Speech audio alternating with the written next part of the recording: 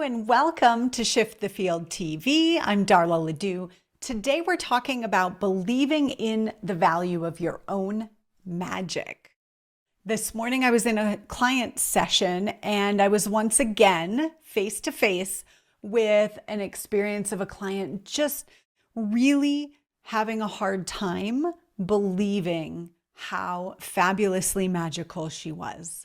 We were talking about her receiving money for her gifts, and I could feel how hard it was to even try on the energy of being seen and valued and honored and acknowledged for this uniqueness that she brought. She's not alone. This was not the first time I faced this, and in fact, I have had to work with this so much for myself as well. I totally understand that experience of struggling to feel that someone would see you and say, yes, I want that, right? Because of old wounding and patterns and a variety of reasons that we'll get into in a moment. The session I was doing this morning was called a love journey, and I originally named it a VIP love journey. Those were the words Source gave me for this session that I developed to use my own magic in, which I kind of argued with Source about, thinking, is this actually going to be valuable, bringing my magic forward? I called it the VIP love journey because the context for it is helping people to return to themselves and restore themselves to being the most important person in their life, to themselves. And it's been amazing to watch these unfold, but so often the struggle is in actually seeing what other people see in you and feeling the power and the potency of the magic that lies within. Now, it makes perfect sense, especially as humans who were born into female bodies. We are conditioned in our society as women to undervalue ourselves, both from society and from maybe a lack of role models in different positions. We see that women's voices aren't being heard in the same way, right? We are trained to cooperate and share. We have a natural, more tendency to be nurturing rather than look at me. But we're also taught that other people will be threatened, right? That we're too much, that we should tone it down. Who do you think you are? That if you are special, that somehow is going to take away from someone else. I know I, for one, was told over and over again, you don't want that, right? Like it's not okay to want, to desire. Often our mothers or our grandmothers role modeled that for us, that we put our needs last, that we are not allowed to have desires because we're so busy catering to everyone else. Our mothers were conditioned, right? And so, of course, it makes a lot of sense that believing in the value of your magic would feel contradictory to that.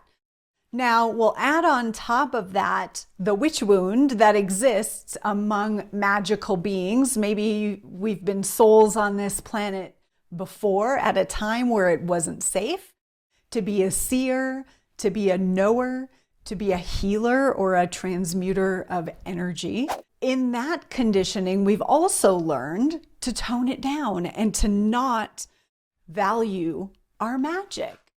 I know for me, I was often told, we don't say that if I was speaking a truth. And I was given feedback that even the way I looked at people and looked into their truth was threatening.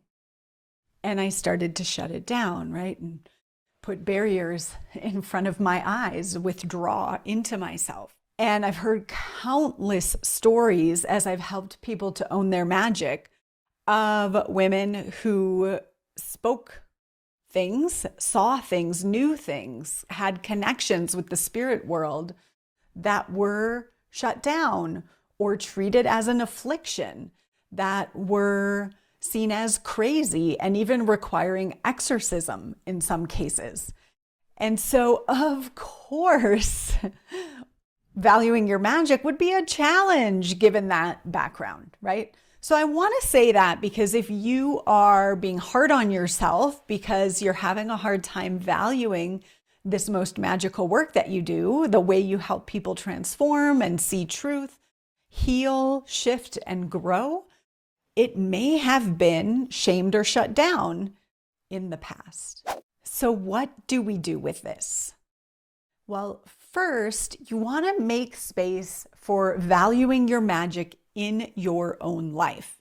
Your inner knowing, your divine guidance is there to move you toward decisions that are going to increase the vibration of your experience in life or increase your consciousness. It's always there to guide you. A lot of times we have it shut down and we're afraid to access it for all of the reasons listed, and it's there. And so are you making space to listen, to tune in, and to ask your inner knowing the best direction for you? Often it can be so much easier to turn our magic on for someone else. Have you ever noticed that like you can see what other people need to know to move forward, but maybe it's harder to see for yourself? This is why, in my opinion, so many of us get into the world of transformation and healing is because in the process, we heal ourselves. In the process of offering our magic to our clients, to other people who are seeking truth, we start to trust it. We realize how valuable it is. And then as a result, we commit to making space for it in our own life.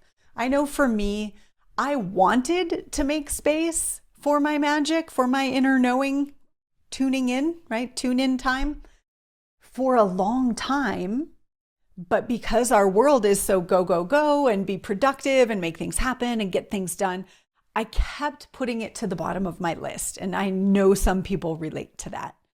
Well, after being able to use my magic with my clients and watch how potent it was and watch how I just could receive guidance on their behalf, I started really being interested in receiving guidance on my own behalf and really valuing it. Your client work may actually be more of a training ground that motivates you to use it in your life, though ideally you start to use it in your life first and build the muscle and trust it.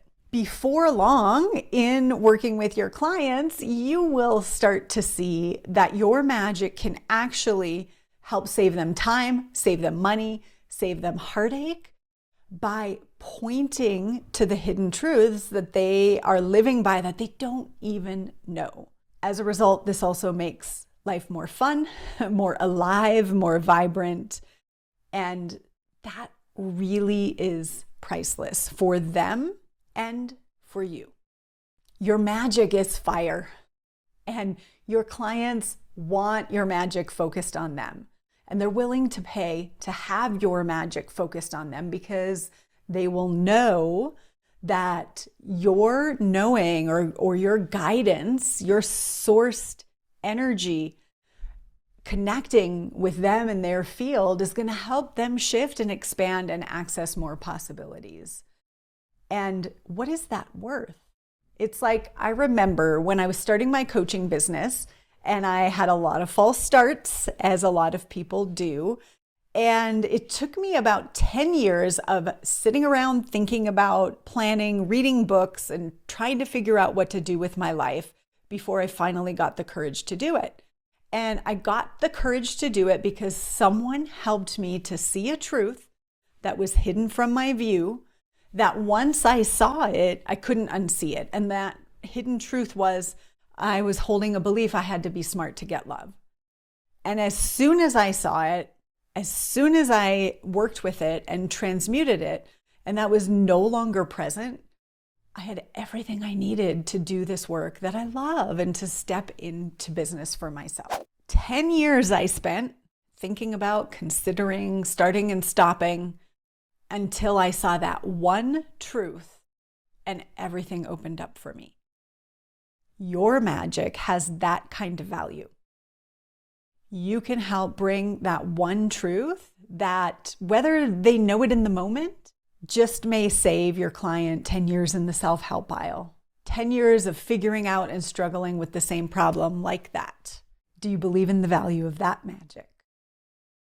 If you need help learning how to hone your magic and how to use it with your clients and in your own life, join me for my upcoming retreat, Activate Your Magic. You can learn more about that below this video or at sourcedexperience.com/activate. Thanks for listening. I'd love to hear what's jumping out at you in this video, and I'll see you soon.